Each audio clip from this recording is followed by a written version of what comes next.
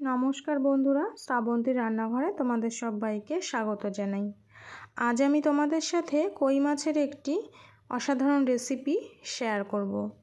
আজ আমি তেল কই বানিয়ে দেখাবো।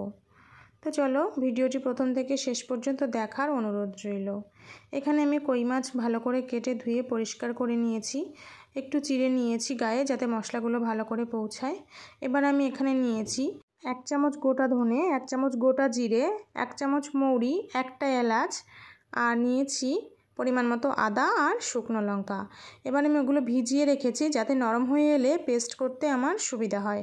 এবার আমি মাছে লবণ হলুদ মাখিয়ে নিলাম পরিমাণ মতো। এবার এগুলোকে ভেজে নেওয়ার পালা। কড়াই গরম করে তাতে সর্ষের তেল দিয়ে মাছগুলো আমি এবার একে একে ভেজে নেব। কই মাছের যে কোনো রেসিপি কিন্তু খেতে খুবই সুস্বাদু লাগে, তার মধ্যে এই তেল কই রেসিপি কিন্তু একটি অন্যতম। আমরা সবাই কম বেশি কই মাছ খেতে পছন্দ করি, আর এই মাছের উপকারিতা সম্পর্কেও আমরা কম বেশি সবাই জানি। তোমাদের কার কার কই মাছ খেতে ভালো লাগে কমেন্ট করে জানিও।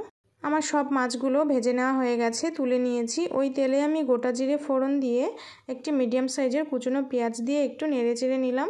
তারপর আমি ওই যে মশলাটা বানিয়ে রেখেছিলাম ওটা পেস্ট করে নিয়ে অ্যাড করে দিলাম। এবার আমি এর মধ্যে পরিমাণ মতো হলুদ গুঁড়ো, লবণ আর দিয়ে দিলাম সামান্য চিনি, টেস্টটাকে একটু ব্যালেন্স করার জন্য। এবার সব মশলা একসাথে ভালো করে কষিয়ে নিয়ে মশলা থেকে তেল ছেড়ে এলে আমি পরিমাণ মতো জল অ্যাড করে ঢাকা দিয়ে কিছুক্ষণ রান্না করে নেব।